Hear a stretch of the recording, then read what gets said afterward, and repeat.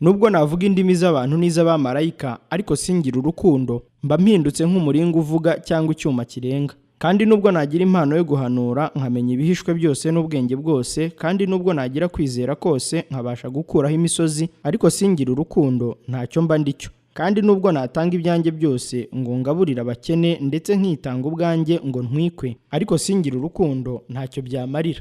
Urukundo rurihangana, rukagira neza, urukundo ntirugira ishyari. Urukundo ntirwirarira, ntirwihimbaza, ntirukora ibiteye isoni, ntirushaka ibyarwo, ntiruhutiraho, ntirutekereza ikibi ku bantu, ntirwishimira gukiranirwa kw'abandi, ahubwo rwishimira ukuri, rubabarira byose, rwizera byose, rwiringira byose, rwihanganira byose. Urukundo ntabwo ruzashira. Guhanura kuzarangizwa, no kuvuga izindi ndimi kuzagira iherezo. Ubwenge nabwo buzakurwaho, kuko tumenyaho igice kandi duhanuraho igice, ariko ubwo igishyitse rwose kizasohora, bya bindi bidashyitse bizakurwaho. Nkiri umwana muto navugaga nk'umwana muto, ngatekereza nk'umwana muto, nkibwira nk'umwana muto. Ariko maze gukura mva mu by'ubwana. Icyakora none turebera mu ndorerwamo ibirorirori, ariko icyo gihe tuzarebana duhanganye mu maso. None menyaho igice, ariko icyo gihe nzamenya rwose nk'uko namenywe rwose. Ariko none hagumyeho kwizera n'ibyiringiro n'urukundo, ibyo uko ari bitatu, ariko ikiruta ibindi ni urukundo. Bakundwa, dukundane kuko urukundo ruva ku Mana. Umuntu wese ukunda yabyawe n'Imana kandi azi Imana. Udakunda ntazi Imana, kuko Imana ari urukundo. Iki ni cyo cyerekanye urukundo rw'Imana muri twe, ni uko Imana yatumye umwana wayo w'ikinege mu isi, kugira ngo tubone uko tubeshwaho nawe. Muri iki nimo urukundo ruri. Si uko twebwe twakunze Imana, ahubwo nuko Imana ariyo yadukunze, igatuma umwana wayo kuba impongano y'ibyaha byacu. Bakundwa, ubwo Imana yadukunze ityo, natwe dukwiriye gukundana. Uhereye kera kose ntihigeze kubaho umuntu wabonye Imana, nyamara nidukundana, Imana iguma muri twe, urukundo rwayo rugatunganirizwa muri twe rwose.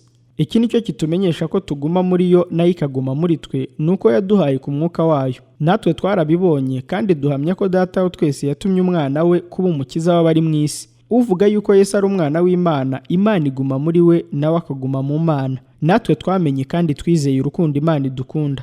Imana ni urukundo, kandi uguma mu rukundo aguma mu Mana, Imana ikaguma muri we. Ibyo ni byo bimaze gutunganya rwose urukundo muri twe, kugira ngo tuzatinyuke ku munsi w'amateka, kuko uko ari, ariko turi muri iyi si. Mu rukundo ntiharimo ubwoba, ahubwo urukundo rutunganijwe rwose rumara ubwoba, kuko ubwoba buzana igihano, kandi ufite ubwoba ntiyari yashyikira urukundo rutunganijwe rwose. Turayikunda kuko ariyo yabanje kudukunda. Umuntu navuga ati nkunda Imana akanga mwene se, aba ari umunyabinyoma, kuko udakunda mwene se yabonye atabasha gukunda Imana atabonye. Kandi dufite iri tegeko ryavuye kuri yo ngo ukunda Imana akunde na mwene se. Ngiri itegeko ryanjye, mukundane nk'uko nabakunze. Ntawe ufite urukundo ruruta urw'umuntu upfira inshuti ze. Muri inshuti zanjye nimukora ibyo mbategeka. Sinkibita abagaragu, kuko umugaragu atazi ibyo shebuja akora, ahubwo mbise inshuti, kuko ibyo numvise kuri Data byose mbibamenyesheje. Si mwe mwantoranyije, ahubwo ni jye wabatoranyije, kandi mbashyiriraho kugira ngo mugende mwera imbuto, imbuto zanyu zigumeho, kugira ngo icyo musaba Data cyose mu izina ryanjye kibahe. Ibyo mbibategekeye kugira ngo mukundane. Urukundo rwanyu rwe kugira uburyarya. Mwange ibibi urunuka, muhorane ibyiza. Ku byo gukunda bene Data mukundane rwose, ku by'icyubahiro umuntu wese ashyira imbere mugenzi we, ku by'umwete ntimubibyangwe, muhirimbane mu mitima, mukorere umwami wacu. Mwishime mufite ibyiringiro, mwihanganira amakuba, mukomeza gusenga mushikamye, mugabanya abera uko bakennye, mushishikarire gucumbikira abashyitsi. Ababarenganya mubasabire umugisha, mubasabire ntimubavume. Mwishimane n'abishima, murirane n'abarira. Muhuze imitima, ntimukararikire ibikomeye, ahubwo mwemere kubana n'ibyoroheje. Ntimukiyite abanyabwenge. Ntimukiture umuntu inabi yabagiriye. Mwirinde kugira ngo ibyo mukora bibonekere abantu bose ko ari byiza. Niba bishoboka, murwanye uruhande, mubane amahoro n'abantu bose.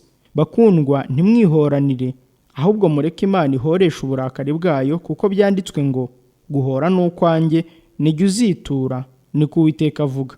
Ahubwo umwanzi wawe nasonza umugaburire, nagira inyota umuhe icyanywa, kuko nugira utyo uzaba umurunzeho amakara yaka ku mutwe. Ikibi cye kukunesha, ahubwo unesheshe ikibi cyiza.